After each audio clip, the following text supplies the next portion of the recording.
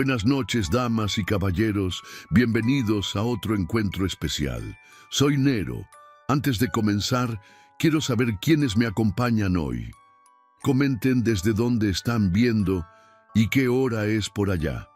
Bueno, vayamos con el primer relato.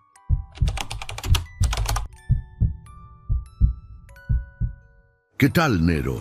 Me llamo Ramiro y hasta hace poco trabajaba como chofer de un camión refrigerado en una empresa de carnes frías en Ecatepec. Aguanté ahí casi 5 años. Era chamba dura, pero segura. Siempre la misma ruta, los mismos clientes, tienditas, mini supers, uno que otro restaurante. Conocía también los trayectos que a veces podía hacer las entregas con los ojos cerrados.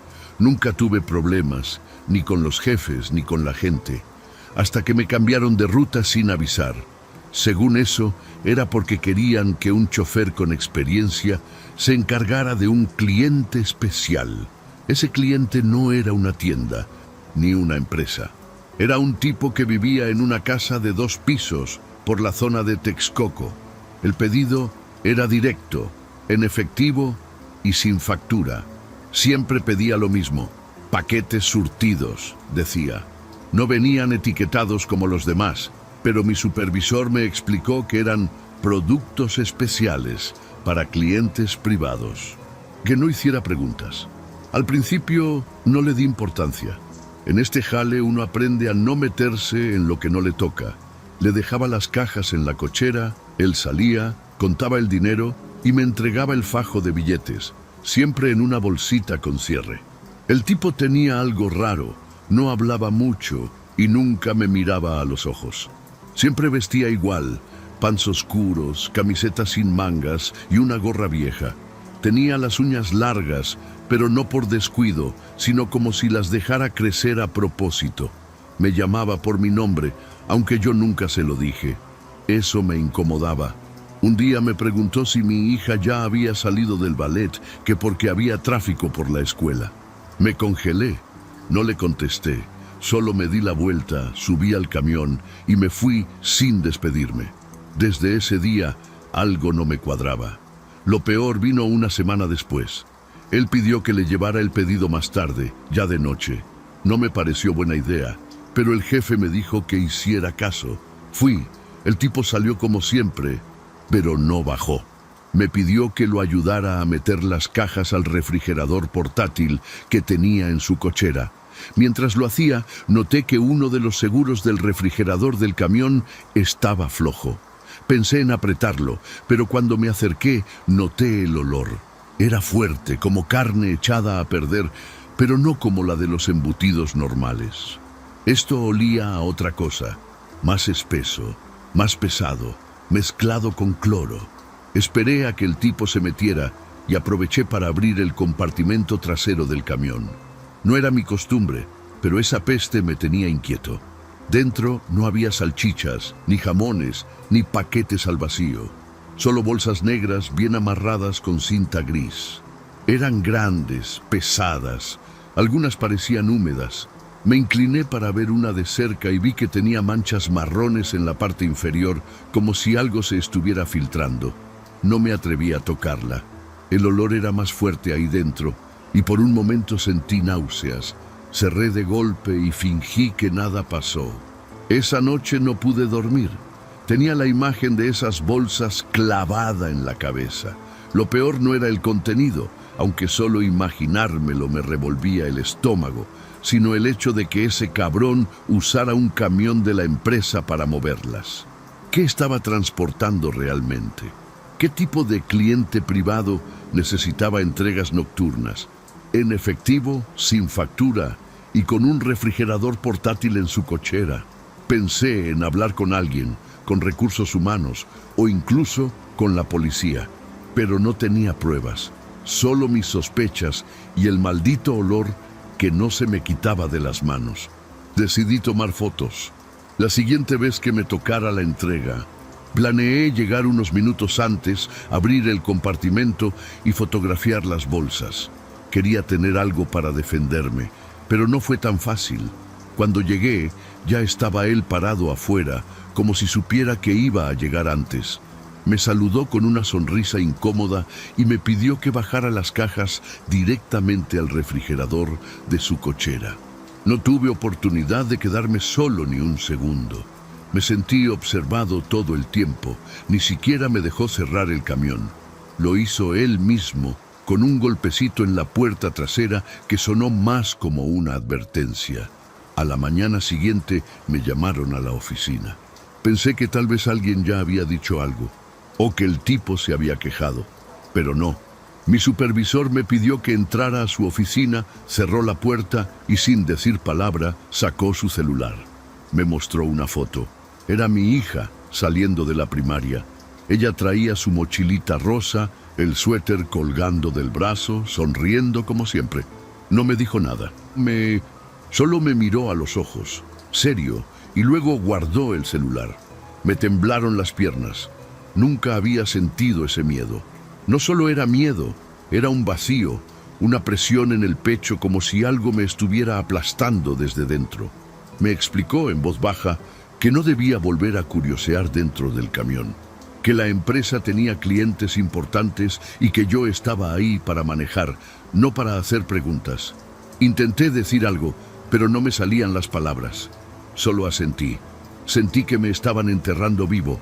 No tenía a quién acudir. La policía no era opción. ¿Qué les iba a decir? ¿Que transportaba bolsas sospechosas que olían feo? ¿Que el tipo tenía un refrigerador en la cochera? ¿Y luego qué? ¿Y si no me creían? ¿Y si lo investigaban? Y salía que todo estaba en regla. Yo sería el que quedaría expuesto. Esa tarde recogí a mi hija y la abracé como nunca. Ella no entendía por qué estaba tan serio. Le compré un helado y fingí que todo estaba bien. Pero cada vez que veía a alguien sospechoso cerca de la escuela, sentía que algo se me enterraba en la nuca. El trabajo ya no era solo un trabajo.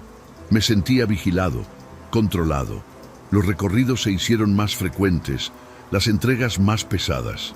Una noche, después de dejar el pedido, vi por el retrovisor que alguien salía de la casa del cliente. No era él. Era otro tipo, más alto, con traje y una mochila en la espalda. Me vio directamente. Me saludó con la mano. Sentí un escalofrío. Después de eso, todo empezó a escalar. Ya no era una entrega a la semana. Ahora eran 3 y a veces hasta 4. Cada vez el pedido era más grande, más pesado. Y siempre lo mismo. Bolsas negras, amarradas con cinta. Pero lo más raro fue que un día, al ir a revisar la bitácora del camión, me di cuenta de que esas entregas ni siquiera estaban registradas oficialmente.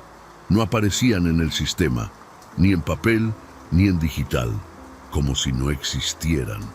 Yo ponía el kilometraje, las horas, pero esas paradas quedaban borradas. Nadie en la oficina hablaba del tema. Era como un secreto que todos conocían, pero nadie se atrevía a nombrar.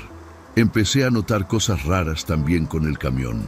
A veces, cuando lo recogía por la mañana, ya tenía combustible lleno, aunque yo lo había dejado casi vacío el día anterior. Otras veces sentía que alguien más lo había manejado.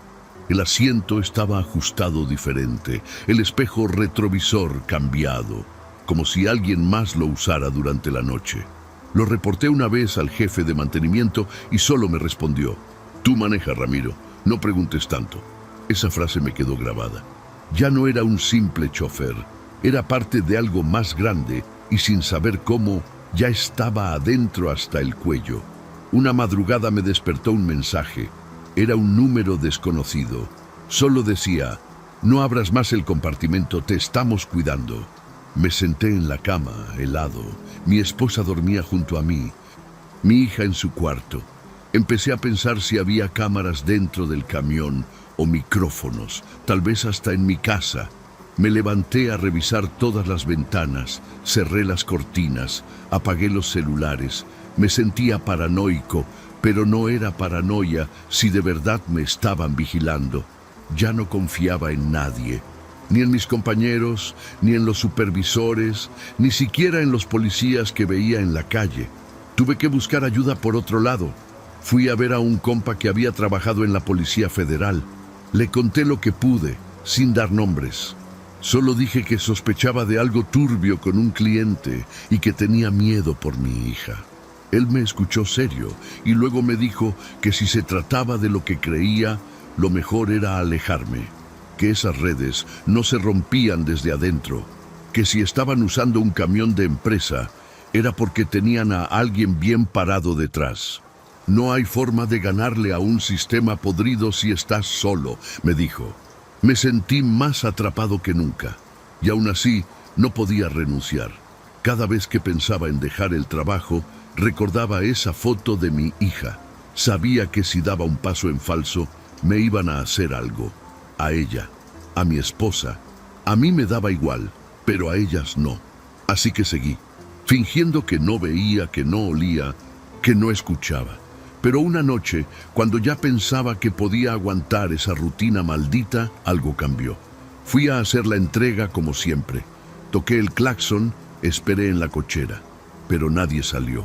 La casa estaba a oscuras, las luces apagadas. Ni rastro del tipo ni del refrigerador. Me bajé, algo nervioso. Caminé hasta la puerta y vi que estaba entreabierta. No sabía qué hacer. Nunca había visto la casa así, tan callada, tan vacía. Siempre había movimiento, aunque fuera poco. Un foco encendido, una tele sonando adentro, el tipo esperándome afuera. Pero esa noche, nada. Solo el silencio y la cochera abierta como si me estuvieran invitando a pasar. Me acerqué despacio con el corazón latiéndome en la garganta.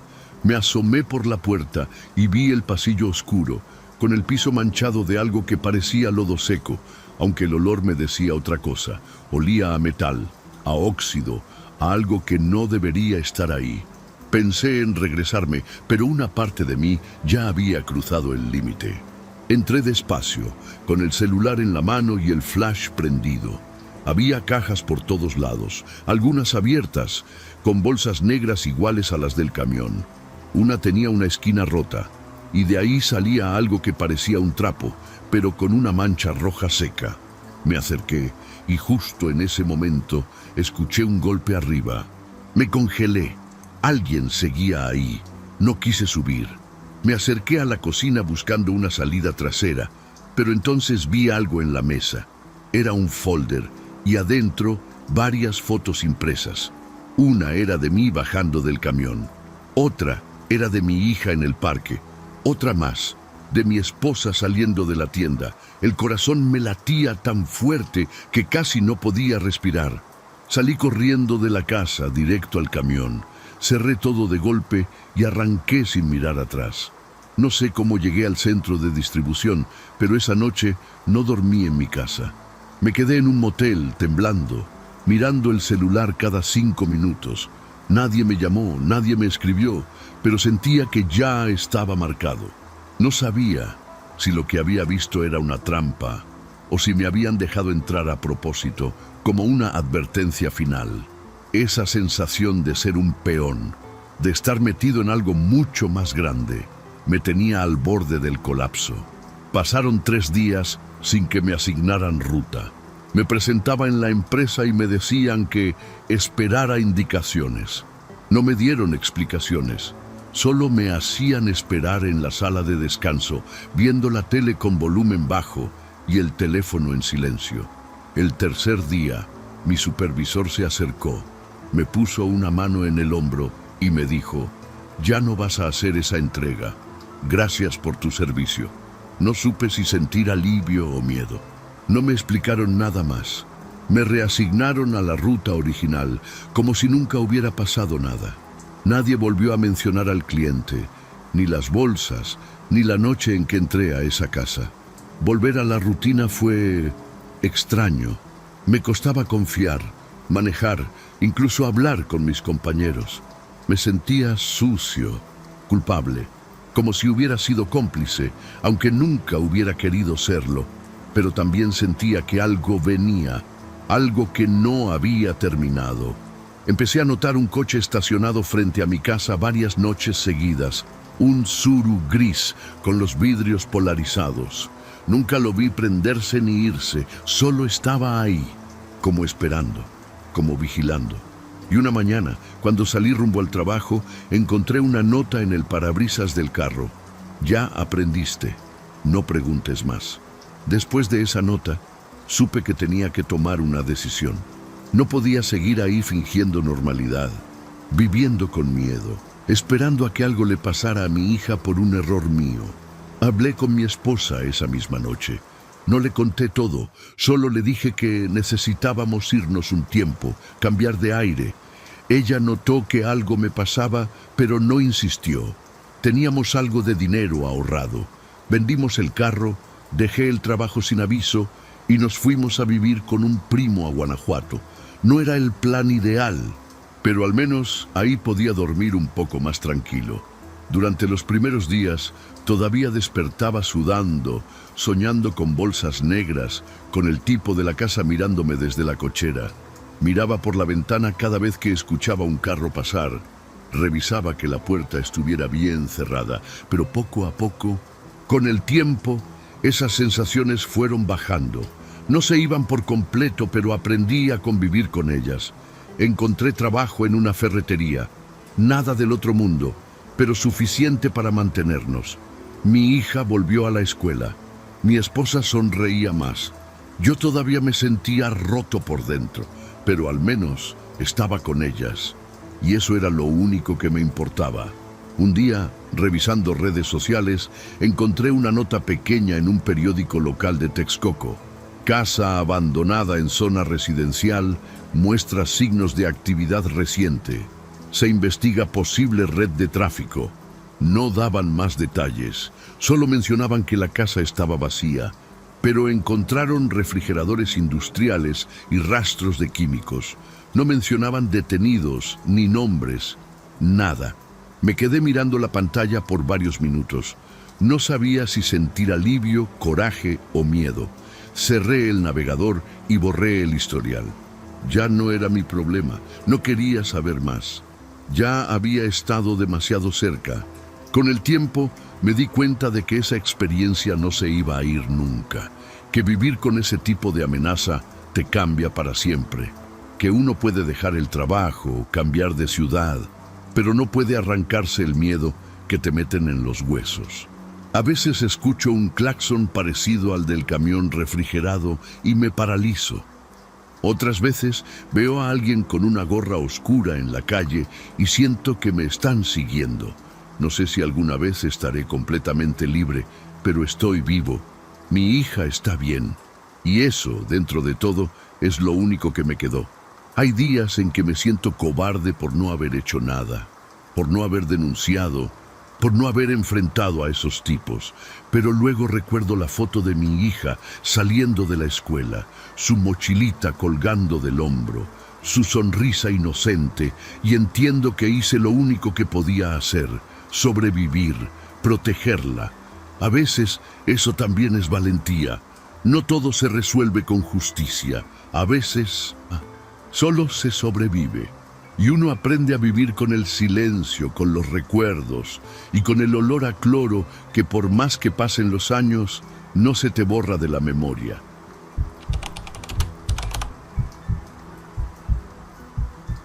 Hola, Nero. Me llamo Julián y soy enfermero nocturno en un hospital privado aquí en Guadalajara. Ya llevo casi 4 años trabajando en el mismo turno, así que me conozco cada rincón del edificio, desde las salas de urgencias hasta los pasillos del último piso donde casi nunca hay movimiento.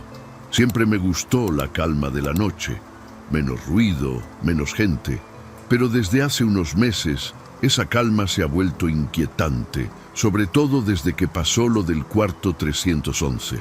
Ese cuarto se cerró hace como 6 meses, después de que falleciera una paciente que llevaba tiempo internada ahí. Era una señora mayor, con mucho dinero, según se decía. Nunca tuvo visitas, pero siempre tenía todo lo que pedía. No era grosera, pero tenía esa forma de hablar que te hacía sentir que estorbabas. Murió de un paro cardíaco, eso dijeron, aunque los rumores decían otra cosa, que gritó antes de morir, que llamó a alguien. que en su monitor de signos vitales apareció una lectura que no correspondía con su ritmo cardíaco, cosas que nadie confirmó, pero todos en el turno de noche empezamos a repetir. Después de su muerte, el cuarto se cerró, literal.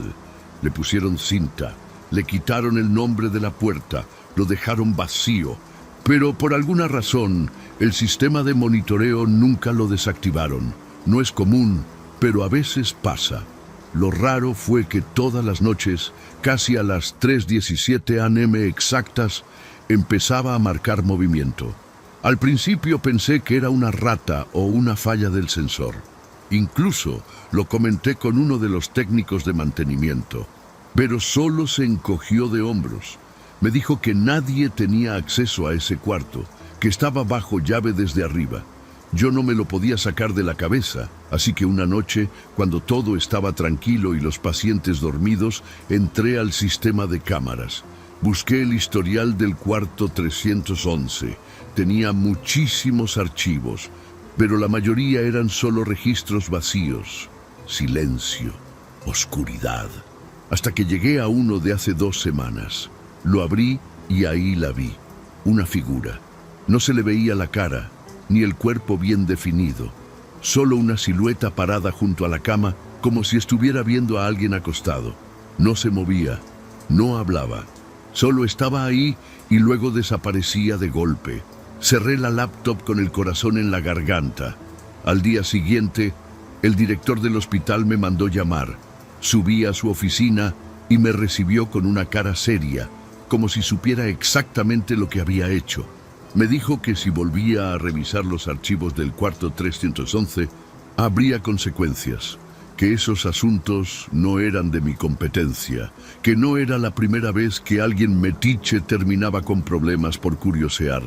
Me dio a entender que había algo que no debía saberse, y aún así, ayer, al salir del turno y dirigirme a mi coche en el estacionamiento, encontré algo sobre el parabrisas. Era una fotografía, salía yo, dormido, dentro del cuarto 311. La foto me paralizó por completo.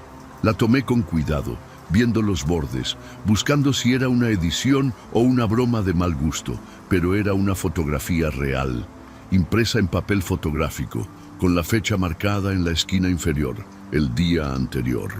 Yo sabía perfectamente que no había entrado a ese cuarto, ni dormido en ningún momento de mi turno. En las guardias, uno se roba unos minutos a veces, sí, pero jamás en un cuarto cerrado, y menos en ese. Me metí al coche sin dejar de ver la imagen. En la foto se veían detalles que me hicieron sentir un escalofrío. La sábana arrugada, el monitor apagado y lo más perturbador, una sombra justo al lado mío. Esa misma noche, después de intentar dormir sin éxito, volví al hospital.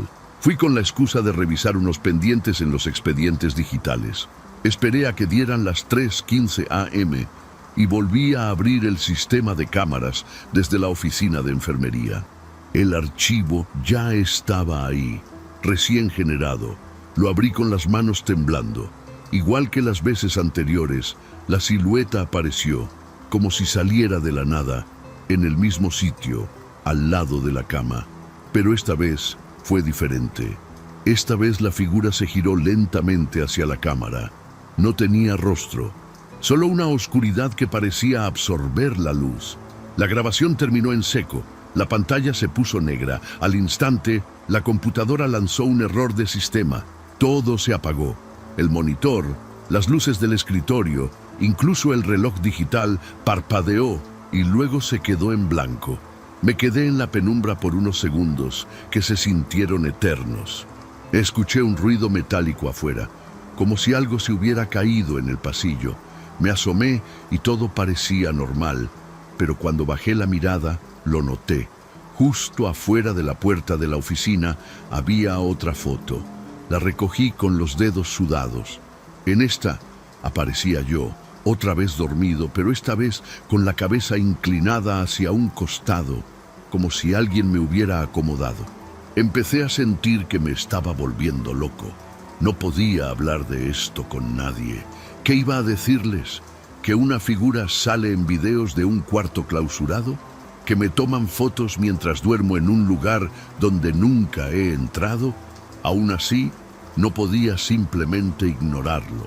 Empecé a revisar los archivos antiguos, anteriores a la muerte de la señora Rica. Encontré que el monitoreo del cuarto ya registraba actividad antes de que ella muriera, siempre a la misma hora. La diferencia era que antes nadie se atrevía a ver los videos. Todos los registros previos estaban bloqueados por contraseña, una que, curiosamente, sí funcionaba en los archivos recientes. Volví a ver la grabación de la noche anterior. Esta vez la detuve justo cuando la silueta volteaba hacia la cámara. Amplié la imagen con el software interno del sistema. Ahí fue cuando me di cuenta de un detalle espantoso. En el fondo del cuarto, reflejado en el vidrio de la ventana, se veía mi silueta también, parado, junto a la puerta, observando. Yo no estuve ahí, lo juro, pero en la imagen era yo, con mi uniforme, mi gafete visible, incluso mi postura, y en ese reflejo, algo detrás de mí. No era otra silueta, era una mano larga y oscura que se apoyaba sobre mi hombro. Después de ver esa imagen, no regresé a casa. Me quedé sentado en el estacionamiento del hospital con la cabeza dando vueltas. Amaneció y yo seguía ahí, sin saber qué hacer. Durante el día, traté de mantenerme ocupado con tareas normales del trabajo, evitando cualquier excusa para pasar cerca del cuarto 311. Pero no podía. Algo dentro de mí insistía, como si hubiera dejado algo incompleto, como si ya fuera parte del mismo ciclo que había empezado desde que vi esa primera grabación. Esa noche tomé una decisión. Iba a entrar al cuarto, sin permiso, sin cámaras, sin nada. Tenía que verlo con mis propios ojos. Esperé a que dieran las 2:45 a.m. Me aseguré de que el otro enfermero estuviera ocupado con las medicaciones del piso de abajo. Tomé un juego de llaves viejas que guardaban en mantenimiento y fui directo al pasillo donde estaba el cuarto. El aire se sentía más frío ahí, como si el clima solo cambiara en ese tramo. Me detuve frente a la puerta del 311. La chapa tenía una ligera capa de polvo y la cinta con la que la habían clausurado seguía pegada, aunque cuarteada por el tiempo. Metí la llave, giró sin problema. Empujé la puerta y entré. El cuarto estaba oscuro, pero no completamente. Una luz tenue, probablemente de la calle, entraba por la persiana rota. Todo seguía igual que en las grabaciones. La cama tendida, el monitor apagado, el olor ligeramente rancio, como de algo encerrado por mucho tiempo. Cerré la puerta detrás de mí, sin saber por qué. Me quedé parado junto a la cama, en el mismo lugar donde aparecía la figura. Cerré los ojos, esperando algo. No pasó nada. Durante varios minutos solo escuché mi respiración. Pero entonces algo cambió. Sentí una presión en el pecho, como si me apretaran desde adentro. Me arrodillé intentando tomar aire, y ahí fue cuando la vi. En la esquina del cuarto, junto al perchero de sueros, estaba la misma silueta. No la vi entrar, simplemente estaba ahí, no se movía, no hacía ruido, solo me miraba. Aunque no tuviera rostro, yo lo sentía. Me puse de pie con dificultad, y lo más espantoso fue que, al moverme, ella también lo hacía. Si daba un paso, ella también, como si imitara mis movimientos con medio segundo de retraso. Salí corriendo del cuarto sin cerrar la puerta. Fui directo al baño del piso, me encerré y vomité. No sabía si lo que había visto era real o si ya había cruzado un límite mental del que no podía regresar. Volví a la sala de enfermería y traté de actuar normal. Me lavé la cara, me tomé un café y seguí con el resto del turno. Pero algo estaba mal. Todos me evitaban. Me miraban raro, como si yo tuviera algo en la cara. Fue hasta que pasé frente a un espejo que lo noté. En mi cuello, del lado izquierdo, había una marca, como de dedos, negros, marcados profundamente, como si algo me hubiera agarrado mientras estaba en ese cuarto. Traté de cubrirlo con el cuello del uniforme, pero sabía que era inútil. Esa cosa me había tocado, y ahora algo de ella estaba en mí. Pasaron 3 noches sin que pudiera dormir bien. Cada vez que cerraba los ojos, soñaba con el cuarto 311. Siempre era el mismo sueño, yo acostado en la cama, inmóvil, mientras la silueta se acercaba y se inclinaba sobre mí. Nunca podía moverme, nunca podía gritar. Despertaba sudando, con el corazón acelerado. Una mañana me descubrí frente al espejo del baño, con moretones nuevos en el cuello, como si alguien me hubiera estado agarrando mientras dormía, pero vivía solo. No había nadie más en mi departamento. Empecé a sentirme cada vez más desconectado de la realidad. Me costaba distinguir si algo había pasado de verdad o si solo lo había soñado. Uno de los doctores de guardia, el doctor Torres, me detuvo en el pasillo una madrugada. Me dijo casi en secreto que él también había visto cosas extrañas con el 311, que antes de que lo cerraran, 2 pacientes más murieron ahí, también en circunstancias poco claras. Uno dejó de respirar sin razón, el otro se aventó por la ventana. Ambos casos se archivaron como accidentes clínicos.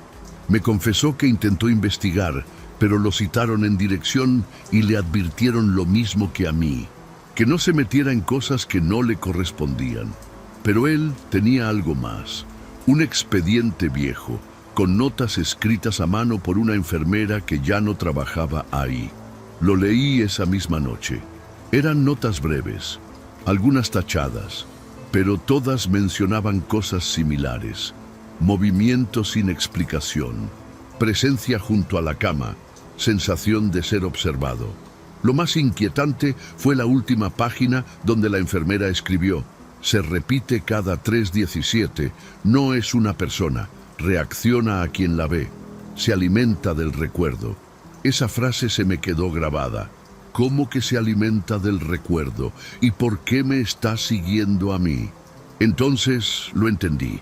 Desde que vi la grabación, desde que puse atención, algo cambió, como si la cosa del cuarto se hubiera fijado en mí, como si yo ahora formara parte de su rutina. Empecé a evitar todos los pasillos cercanos al 311. Pedí que me cambiaran de piso, incluso consideré renunciar, pero el hospital parecía no querer soltarme. Me decían que no había personal suficiente, que no podían moverme todavía, que era una situación temporal.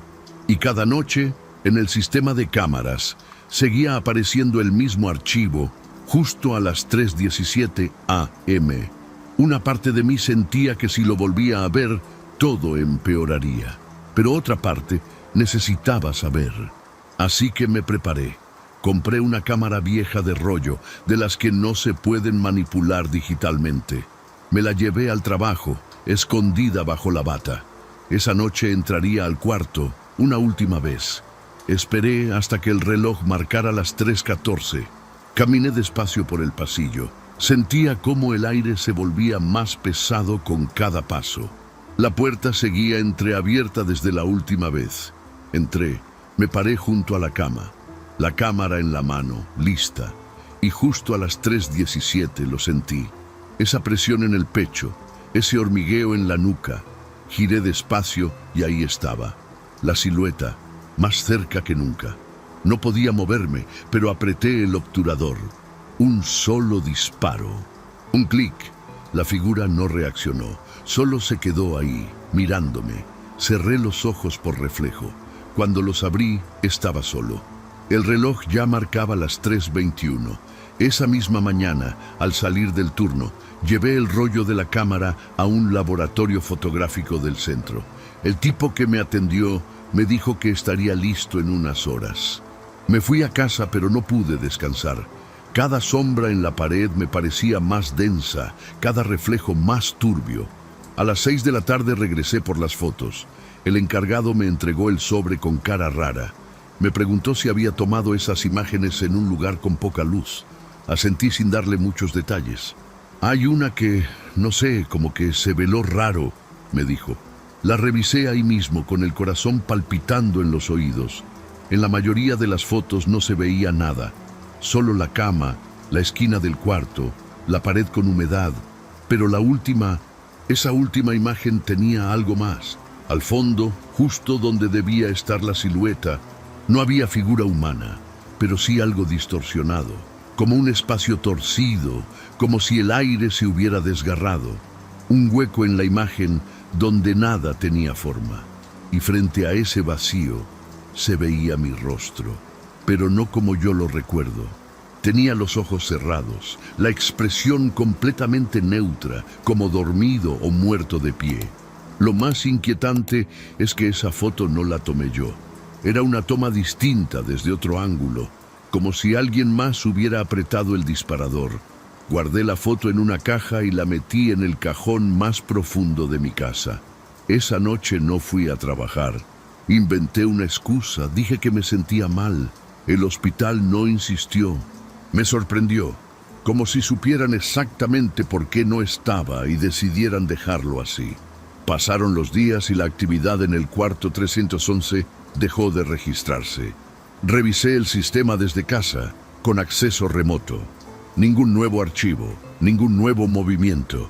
Por un momento pensé que todo había terminado. Pero el silencio también puede ser una respuesta, una forma de esperar, de esconderse. Un par de semanas después, recibí un sobre sin remitente. Dentro venía otra foto. Era mi departamento, tomada desde la calle, de noche. Yo estaba en la ventana, mirando hacia afuera. No recuerdo haberme parado ahí, ni haber estado despierto.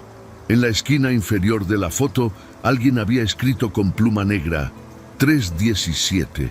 Nunca es una hora, es una puerta. Ese mismo día renuncié al hospital. Cambié de número, me mudé con mi hermana a otra ciudad. He hecho todo lo posible por no recordar, por no hablar de esto. Pero no sirve de nada. La marca en mi cuello nunca desapareció. A veces creo que sigo en ese cuarto, que nunca salí de verdad. Lo único que me mantiene cuerdo es evitar los espejos después de las 3, porque cuando me reflejo, a veces no me veo solo.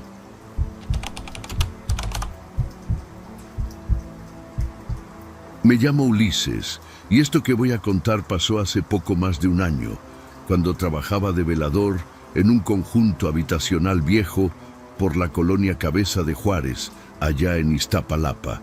Era un trabajo tranquilo, de esos que nadie quiere porque el lugar ya estaba medio abandonado, con edificios agrietados, jardines secos y cámaras de seguridad que funcionaban cuando querían. Me pagaban poco, pero al menos tenía las noches para mí y no me molestaban mucho. Mi rutina era sencilla. Llegaba a eso de las 7, me cambiaba en la casetita que daba justo frente al bloque B, revisaba mi linterna, el radio y me ponía a caminar los pasillos cada 2 horas. Siempre hacía rondines a la 1, a las 3 y a las 5. A veces escuchaba ruidos de gatos o de chavillos que se colaban a fumar, pero nunca pasaba nada serio, hasta que empecé a notar algo raro en el bloque E. Era el más apartado, el que daba contra el canal. El elevador no servía desde hace años y la mayoría de los departamentos estaban vacíos. Una madrugada, como a las 3:30, vi por la cámara, la única que medio jalaba, a una figura subiendo por la escalera del bloque E. Pensé que era un inquilino, pero me pareció raro que no bajara. Me esperé un rato más y no regresó. Al día siguiente, revisé otra vez y ahí estaban las imágenes. Una persona subiendo y nada más. No se veía que saliera ni que bajara. Lo más raro es que no había luz arriba. La azotea ni siquiera tenía focos. Durante la semana siguiente, lo mismo pasó otras 2 veces.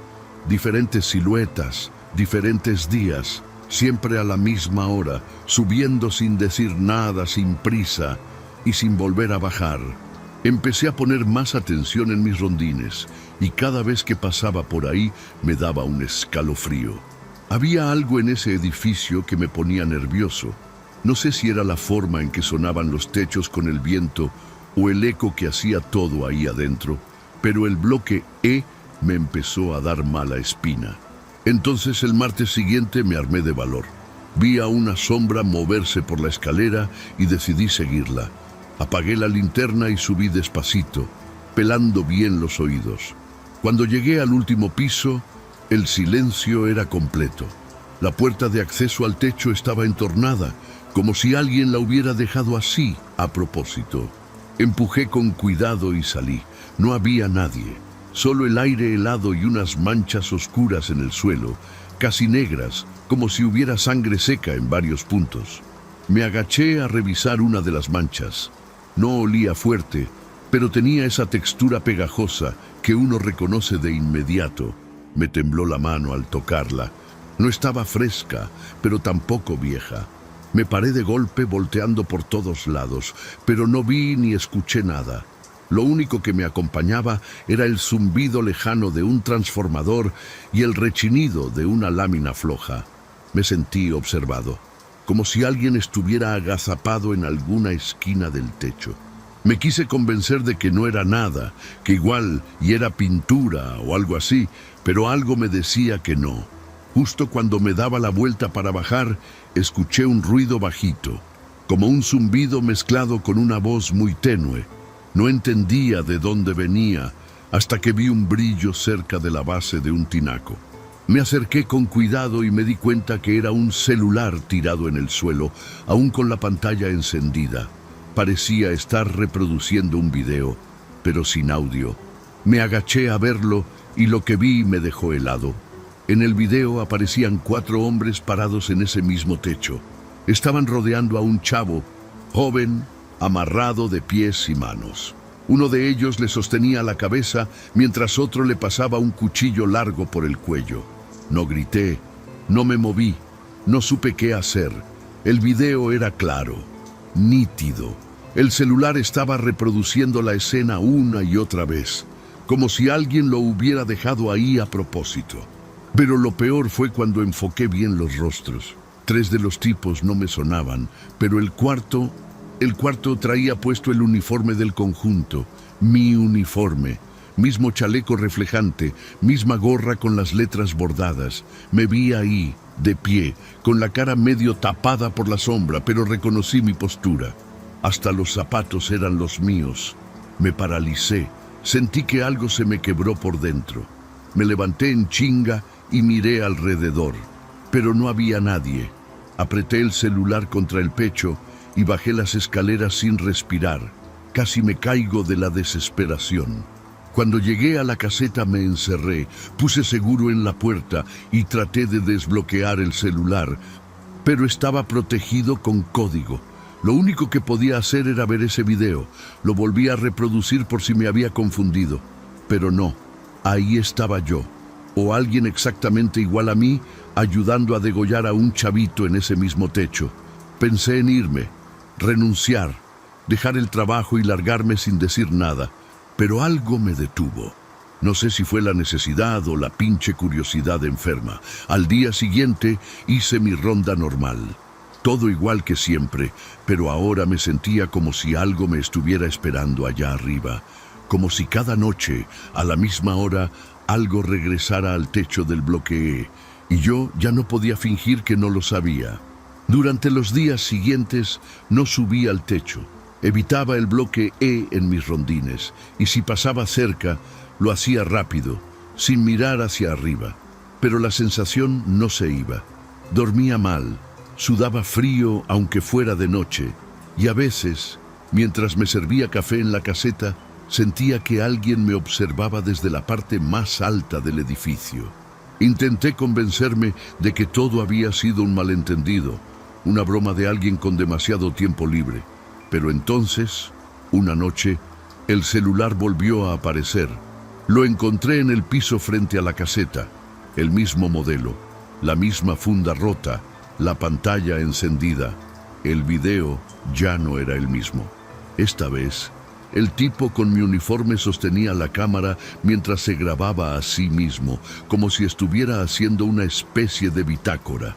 No hablaba, solo miraba directo al lente con una sonrisa que no era mía. Una sonrisa torcida, forzada, como si alguien más estuviera moviendo mi cara desde adentro. Al fondo se alcanzaban a ver los edificios del conjunto y algo que me paralizó. La hora en el reloj de la caseta, justo detrás del sujeto, marcaba las 3 de la mañana. Esa misma noche, tiré el celular de puro coraje o miedo, no sé. Lo aplasté con el pie hasta romperlo. Me sudaban las manos, el pecho me dolía. No entendía nada. Empecé a revisar las cámaras del sistema, aunque casi ninguna funcionaba bien. Solo una, la que apuntaba hacia la entrada del bloque E, había captado algo. A las 3 en punto, una figura salía de la sombra, caminaba hacia la cámara y se detenía justo antes de que se le viera la cara. Después, alzaba una mano y señalaba directo hacia el lente, como si supiera que lo estaba viendo. No tenía a quién contarle esto. Si iba con la administración, me iban a correr o a decir que estaba loco. Si iba con la policía, se reirían de mí. Así que me guardé todo. Me volví más silencioso, más paranoico. Revisaba todo 2 veces. Cargaba con una navaja aunque sabía que no me serviría de nada. Y cada vez que subía a alguien por esas escaleras mal iluminadas, sentía que era el mismo ciclo repitiéndose.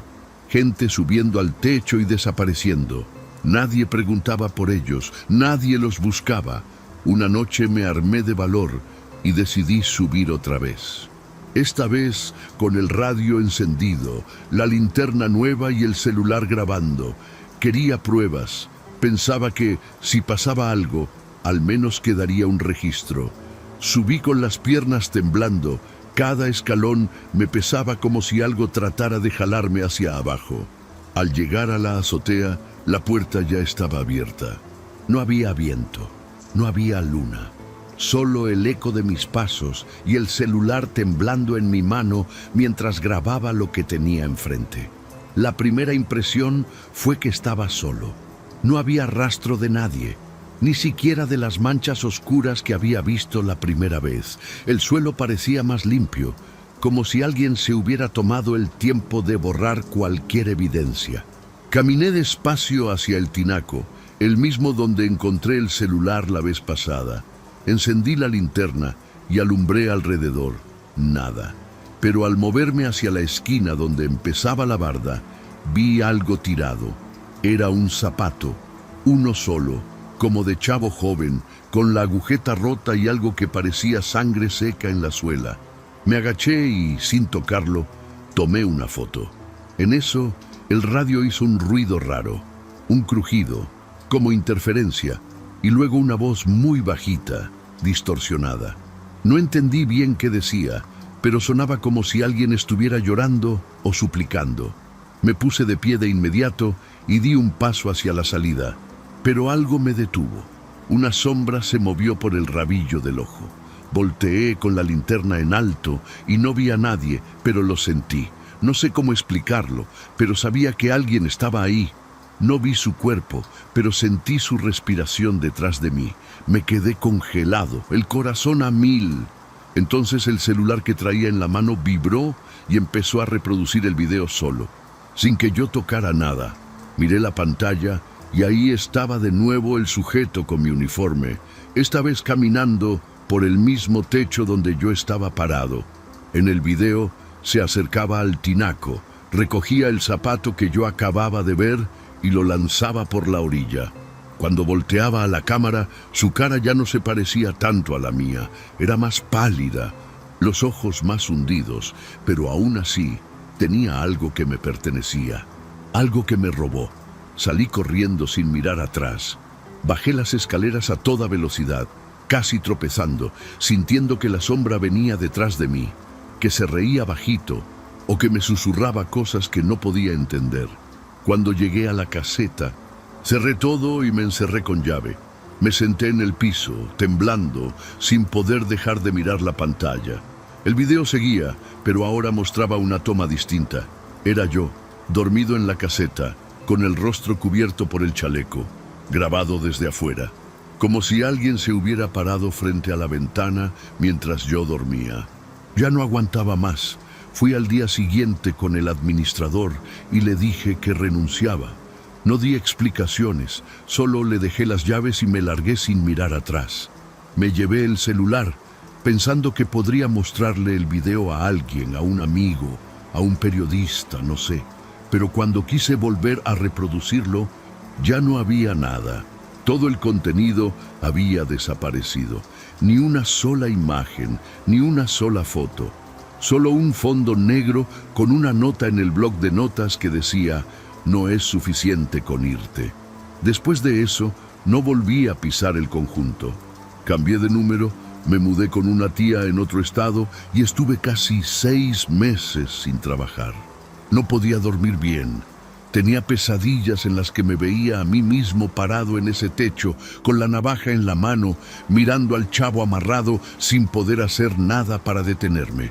Me encerré tanto en mí mismo que mi familia pensó que estaba deprimido o que me había metido en algo raro. Nunca supe cómo explicarles lo que vi, sin que pensaran que estaba loco. Con el tiempo, empecé a buscar otros trabajos. Nada de guardias, nada de turnos nocturnos. Terminé como ayudante en una ferretería, tranquilo, sin cámaras, sin azoteas. Pero algo seguía mal. Cada tanto encontraba cosas en mi mochila que no eran mías. Una llave oxidada, una tarjeta de acceso con mi nombre pero con el logo del conjunto, un cuaderno con números y nombres que no conocía. Lo peor fue cuando, una mañana, en el bolsillo de mi pantalón, apareció un pedazo de tela, igualito al uniforme de velador que usaba antes. Lo reconocí de inmediato por una mancha de pintura blanca en el borde. Una noche, mientras regresaba del trabajo, me crucé con un chavo que venía caminando rápido, con la mirada clavada en el piso. Lo reconocí. Era el mismo que salía en el video. El chavo al que le cortaban el cuello. Se veía idéntico, con la misma ropa, la misma mochila raída. Me le quedé viendo, pero él no me notó. Pasó a mi lado como si yo no existiera. Quise seguirlo, preguntarle si estaba bien, si recordaba algo, pero mis piernas no respondieron. Solo me quedé ahí, sintiendo como si acabara de ver un fantasma que no sabía que estaba muerto. Desde entonces, empiezo a ver caras conocidas en la calle. No personas que conozco en la vida real, sino rostros del video. Del techo. A veces creo ver al tipo con mi uniforme caminando detrás de mí, reflejado en los vidrios de los camiones o en los espejos de los baños públicos. Me estoy volviendo loco, o eso pensaba, hasta que hace 2 semanas me llegó un paquete sin remitente. Era una memoria USB. La conecté con miedo. Solo tenía un archivo de video. Al reproducirlo, lo supe de inmediato. Yo estaba ahí, en un nuevo techo, con un nuevo chavo amarrado. Y esta vez no era un uniforme de velador lo que traía puesto. Era la misma ropa que usaba ese día. Hoy ya no estoy seguro de quién soy. No sé si alguna vez fui yo el que bajó de ese techo. No sé si no sigo allá arriba repitiendo todo en un bucle que no puedo ver.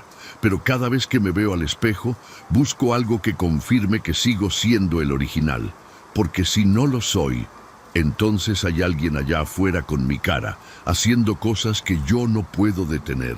Y cada noche me siento más cerca de convertirme en él.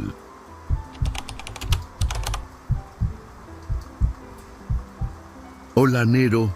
Me llamo Beatriz y lo que voy a contarte todavía me cuesta decirlo en voz alta. Cada vez que me acuerdo me dan unas ganas horribles de llorar, pero no sé si es por miedo, por asco o por lo que me callé ese día y todo lo que vino después. Yo tenía 21 años y vivía con mi mamá en Iztapalapa. No teníamos mucho, pero ella trabajaba limpiando casas desde que yo era niña y a veces me llevaba para ayudarle. A veces me daba pena, no lo niego, porque las casas a las que íbamos eran de gente rica, de esas que tienen portones eléctricos, cámaras y hasta perros bien entrenados. Una vez me dijo que si yo estudiaba y me esforzaba, no iba a tener que limpiar la mierda de nadie. Pero eso no fue lo que pasó. Ese día me acuerdo bien que salimos temprano porque era una casa nueva, en una colonia que se llama Jardines del Pedregal. Nunca habíamos ido para allá. La dirección la anotó mi mamá en un papelito y cuando llegamos era una casa enorme, con muros altos y un portón negro que se abría con control remoto. Pero lo raro empezó desde que llegamos. Tocamos el timbre y salió una mujer, como de unos 40 años, bien arreglada pero con una expresión rara, como si estuviera nerviosa o no quisiera vernos a los ojos. No se presentó, no nos dio su nombre ni nos invitó a pasar. Solo nos dijo, van a limpiar el sótano y nada más, nada más. ¿Sí quedó claro? Mi mamá, como siempre, solo asintió y se metió. Yo la seguí con el estómago revuelto. Entramos por una puerta que daba directo a unas escaleras de caracol. El lugar olía a humedad y algo más fuerte, como hierro oxidado, orina vieja y no sé qué. Yo me cubrí la nariz con la manga y bajé detrás de mi mamá. Al llegar al fondo, sentí de inmediato que no deberíamos estar ahí. Era un cuarto amplio, pero sin ventanas, con un foco colgando del techo y paredes de cemento crudo. En una esquina había una silla de metal con correas de cuero en los brazos y las piernas. Al lado, una cubeta oxidada. En el piso había unas manchas secas como de sangre, pero también huellas, como si alguien hubiera pateado o arrastrado algo. Había cadenas gruesas clavadas al cemento, como si fueran para sujetar a alguien. Yo me quedé paralizada. Le dije a mi mamá que nos fuéramos, que eso no estaba bien, que no era normal, pero ella ya estaba agachada con su frasquito de cloro, tallando el piso como si fuera cualquier otro trabajo. Tú limpia, no veas, me dijo sin voltearme a ver. Lo dijo seco, como si quisiera que me callara. Me dieron ganas de gritarle, de jalarla del brazo y sacarla de ahí, pero algo en su voz me detuvo. Era como si supiera algo que yo no, como si hubiera visto cosas que yo no estaba lista para entender. Así que me quedé ahí, con los guantes puestos, mirando las manchas mientras el olor me picaba en la garganta. Vi que había un espejo cubierto con una sábana gris. Estaba apoyado contra la pared, frente a la silla. Algo me decía que no debía tocarlo, pero no sé por qué lo hice. Caminé hasta él y levanté un poco la tela, lo suficiente para ver que el espejo estaba todo rayado, como si alguien hubiera intentado romperlo con las uñas. Se veían marcas, como de dedos ensangrentados, y al centro una palabra escrita al revés, que me costó descifrar: perdón. Sentí un escalofrío tan fuerte que me temblaron las piernas. Volví a taparlo y me alejé. No sabía si subir corriendo o ponerme a limpiar con mi mamá, pero no hice ninguna de las dos cosas. Me quedé ahí, viendo cómo el cloro y el cepillo arrastraban un líquido oscuro que no debía estar ahí. Mientras mi mamá seguía tallando, yo me pegué a la pared y traté de no respirar muy hondo. Había una sensación en el aire, no sé cómo explicarla, como si el cuarto estuviera cargado, como si algo hubiera pasado ahí hacía poco y el aire todavía lo recordara. Me empezó a doler la cabeza y tuve que sentarme en uno de los escalones de la entrada al sótano. Desde ahí podía ver todo: la silla, las cadenas, el espejo cubierto y a mi mamá de rodillas frotando con fuerza. Parecía otra persona, como si estuviera en trance. Le hablé bajito, le dije que no me sentía bien, pero no me contestó.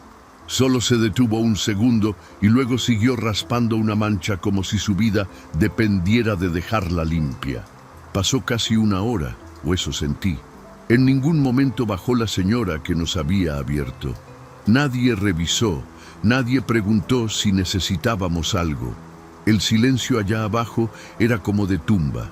Yo me había acurrucado con los brazos en las piernas, tratando de pensar en otra cosa, pero cada vez que cerraba los ojos, me imaginaba a alguien atado en esa silla, gritando. Sentía los gritos, aunque no los oía.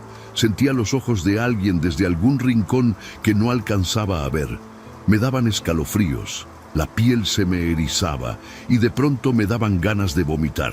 Me paré de golpe y le dije a mi mamá que ya me iba, que me salía, que no podía estar ahí más. Ella se volteó por fin a verme. Tenía la cara empapada en sudor y los ojos vidriosos. Me dijo que me esperara, que ya iba a terminar, que si quería subir, que subiera, pero que no dijera nada. Esa frase me heló. No decir qué, a quién, qué cosa. Subí las escaleras temblando y al llegar a la cocina me senté en el piso. No sabía qué hora era ni cuánto faltaba. Me temblaban las manos. De pronto escuché pasos arriba, en el segundo piso. Me levanté de golpe. No había visto a nadie más en la casa, pero se oían pasos, lentos, como de alguien descalzo. Caminaban de un lado a otro, pero nunca bajaban. No sabía si llamar o quedarme callada. Me quedé callada. Después de unos minutos, mi mamá subió con el cepillo y el bote de cloro en la mano. Su cara era otra. No sé cómo explicarlo, pero tenía una expresión rara, como de agotamiento mezclado con vergüenza. Me dijo que ya estaba, que vámonos. No dijo gracias, no dijo adiós. Salimos por la misma puerta y la mujer ya nos estaba esperando afuera, en el pasillo de entrada. Nos dio un sobre blanco, delgado, y mi mamá lo metió directo en su bolso. No hubo palabras, solo un pequeño gesto de cabeza. La mujer no sonrió, pero tampoco parecía molesta. Solo se quedó viéndonos, como si quisiera memorizar nuestras caras. Nos fuimos en silencio, caminando hasta la esquina donde habíamos dejado el carro. Esa noche no hablamos del tema. Mi mamá se fue a dormir temprano y yo me quedé en la cocina, en silencio. Tenía la mente enredada. Me puse a buscar en internet reportes de personas desaparecidas en jardines del Pedregal o alguna noticia de casas intervenidas, de crímenes, algo. No encontré nada. La dirección ni siquiera salía bien en Google Maps, como si fuera una propiedad privada sin registro. Esa fue la última vez que fui con mi mamá a trabajar. Le dije que ya no quería ir, que buscara a alguien más. Me gritó, me dijo que era una malagradecida, que ella hacía todo eso para que no nos faltara nada. Pero yo ya no podía dormir desde ese día. Algo me había roto por dentro. Pasaron semanas sin que yo le volviera a mencionar ese trabajo, pero no podía sacármelo de la cabeza. Cada vez que escuchaba cadenas en una película, me daban náuseas. Cada vez que olía cloro, se me encogía el estómago. Noté que mi mamá salía los viernes sola, siempre a la misma hora. Se arreglaba más de lo normal, aunque no se ponía maquillaje ni nada llamativo. Volvía como a las 2 horas, con la misma bolsa donde había guardado el sobre aquella vez. No decía a dónde iba ni qué hacía, y yo no preguntaba. Pero una noche me armé de valor y le revisé la bolsa cuando se metió a bañar. Encontré 3 sobres iguales, bien cerrados, con mi nombre escrito en la esquina inferior. Me dio un escalofrío. No los abrí, no sé por qué. Era como si algo dentro de mí supiera que no debía tocarlos. Los volví a meter exactamente como estaban y me fui a mi cuarto. Desde ese día empecé a anotar en una libreta cada vez que mi mamá salía y volvía, cuánto tiempo tardaba y si traía algo nuevo. No sabía si me estaba volviendo paranoica o si de verdad algo estaba mal. A veces pensaba que estaba exagerando, que solo era un trabajo sucio y ya. Pero había algo que no cuadraba, algo en la mirada de mi mamá, algo en la manera en que ya no me veía directo a los ojos. Como si escondiera algo que ni ella misma quería aceptar. Un viernes decidí seguirla. Tomé un taxi unas cuadras después de que ella salió y le pedí al chofer que mantuviera distancia. La vi llegar a la misma casa. No entró, solo se quedó parada frente al portón. A los pocos segundos salió la misma mujer de la vez pasada. Tenía una bolsa en la mano y le entregó otro sobre. Mi mamá lo guardó. Y luego ambas se quedaron viéndose un momento sin decir palabra. La mujer sonrió, una sonrisa que no era amable. Era de esas sonrisas sin alma, sin emoción. Después de eso, mi mamá se dio la vuelta y caminó hacia la parada del camión. Yo le dije al taxista que diera la vuelta y regresamos. No me atreví a volver a mencionarlo. Poco a poco, mi mamá empezó a cambiar. Se volvió más callada, más seca. Ya no cocinaba, casi no comía. A veces la encontraba sentada en la sala, viendo la pared, con los ojos perdidos. Una noche escuché que lloraba en su cuarto. No quise entrar, pero me quedé horas despierta escuchándola respirar entrecortado. Una mañana, al servirle café, le pregunté directo qué hacía los viernes. No me contestó, solo me dijo: no metas las manos donde no te llaman. Esa fue la última vez que intenté hablar del tema con ella. Algo se había roto entre nosotras, algo que no sabía si se podía arreglar. Una tarde, mientras limpiaba su cuarto, encontré una libreta vieja debajo del colchón. No era su letra, pero dentro había dibujos. Cuerpos atados, la silla, el espejo y una figura con la cara borrada. En la última página había una frase escrita varias veces: la sangre se lava, pero no se olvida. No sé por qué, pero rompí esa libreta en pedacitos y la tiré. Me temblaban las manos mientras lo hacía. Ese día sentí que, sin quererlo, ya estaba tan metida en esto como ella, y no sabía cómo salir. Una madrugada, como a eso de las 3, me despertó un sonido raro. Era como un golpeteo suave, repetitivo. Me levanté medio dormida y salí al pasillo. El sonido venía del comedor. Me acerqué en silencio y me asomé. Mi mamá estaba ahí, sentada sola, golpeando la mesa con la punta de los dedos. Tenía los ojos bien abiertos y la mirada clavada en el vacío. No parpadeaba. No reaccionó cuando le hablé. Me acerqué más y vi que tenía los dedos manchados de algo rojo. Prendí la luz de la cocina y me di cuenta de que no era pintura. Era sangre seca. Tenía cortes en los dedos, como si los hubiera raspado contra algo rugoso. La llevé de regreso a su cama y la acosté. Ella no dijo nada, solo se dejó llevar. Al día siguiente no recordaba nada de lo que pasó. Me dijo que debía haber sido un sueño, que a lo mejor se había levantado sonámbula, pero yo ya no estaba tranquila. Algo dentro de ella se estaba descomponiendo y yo no sabía cómo ayudarla. Pasé esa semana entera con un nudo en el estómago. Empecé a soñar con la casa, con el sótano, con la palabra perdón, escrita en el espejo una y otra vez. A veces despertaba llorando, a veces me quedaba horas mirando la ventana, esperando que amaneciera para sentirme segura. Esa semana pasó algo que terminó por romperme. Yo estaba en el patio lavando ropa cuando escuché que alguien tocó el timbre. Salí y era la misma mujer de la casa. No traía sobre. Esta vez traía una caja negra del tamaño de una lonchera y me la dio sin decir nada. Me quedé congelada. No la recibí. Ella solo me la puso en las manos y dio media vuelta. Caminó calle abajo como si nada, como si fuera cualquier persona con prisa. Cerré la puerta, llevé la caja a la cocina y la puse sobre la mesa. Temblaba. No sabía si abrirla. Al final la abrí. Adentro había un rosario enredado en cabello negro y una bolsita con dientes humanos. Dientes de leche. De niño o niña. Me encerré en mi cuarto y no salí hasta la noche. Mi mamá llegó y notó de inmediato que algo me pasaba.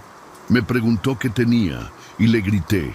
Le dije que ya no podía más, que se acabara esa porquería, que yo no quería vivir así. Ella me miró, como si estuviera viendo a una extraña. Me dijo que eso no se acababa, que una vez que entras ya no puedes salir, que esa señora la tenía agarrada por algo que ella no podía contarme. Se le quebró la voz y se fue a su cuarto. Yo me quedé ahí, viendo la caja sobre la mesa, sintiendo que la piel se me quería salir del cuerpo. No sé cómo aguanté esa noche, no dormí nada. El viernes siguiente la esperé. Me paré frente a la puerta y le dije que si salía yo también iba. Me gritó, me empujó, me dijo que no entendía nada, pero no me moví. Después de un rato, simplemente se sentó en el sillón y se puso a llorar. Me acerqué y le tomé la mano. Tenía los dedos llenos de cicatrices, como si llevara años abriéndose la piel sola. Me contó que ese trabajo se lo habían dado después de que no pudo pagar una deuda. Algo viejo, algo oscuro, que no era limpieza, que era otra cosa, que cada viernes debía borrar las marcas de lo que se hacía allá abajo. No pregunté más, no quería saber. Esa noche no se habló más. Al día siguiente, mi mamá no salió de su cuarto. Yo tampoco fui a trabajar. Me la pasé sentada en la cocina, mirando la caja negra que todavía no me atrevía a tirar. Me sentía atrapada, no solo por lo que había pasado, sino porque algo en esa casa, en ese sótano, parecía haberse metido en nosotras. Como si la mugre que limpiamos no fuera solo física, sino algo más, una especie de deuda que no se quitaba con cloro ni con tallones. Esa tarde tomé una decisión.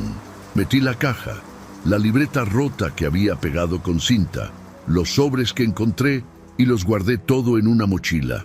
Me fui directo a esa casa. Cuando llegué, el portón estaba abierto. No vi a nadie. Entré y caminé hasta la puerta del sótano. Todo estaba igual. Bajé con el corazón en la garganta, pero esta vez no me temblaban tanto las manos. Abrí la mochila, saqué todo y lo puse sobre la silla. Me paré frente al espejo, le quité la sábana por completo y me vi a mí misma reflejada ahí. Pero lo que vi no era solo mi cara. Había algo más, como un segundo reflejo detrás de mí. Alguien más, algo alto, sin rasgos definidos. Me quedé congelada unos segundos, pero no me atreví a voltear. Cubrí el espejo de nuevo y salí corriendo escaleras arriba. Al llegar a la calle, la vi, la mujer, parada en la banqueta, esperándome. No se movió ni me habló. Solo me hizo un gesto con la cabeza, como si ya supiera lo que había hecho. Me fui directo a la casa. No me siguió. Al llegar, mi mamá estaba en la cocina, parada frente a la estufa sin hacer nada. Le dije que ya estaba, que había regresado todo. Ella me vio con los ojos llenos de algo que parecía miedo, pero también alivio. Me abrazó por primera vez en meses. Me dijo que esperaba que eso fuera suficiente, que a veces hay cosas que no se pueden limpiar, pero sí entregar. No le pregunté qué significaba eso. No quise saber. Desde ese día, la mujer no volvió. Los viernes pasaron sin sobres, sin visitas.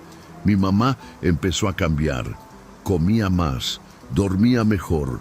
Hasta volvió a escuchar música cuando lavaba los trastes. Pero nunca volvimos a hablar de lo que pasó. La mochila la quemé en el patio, con todo adentro.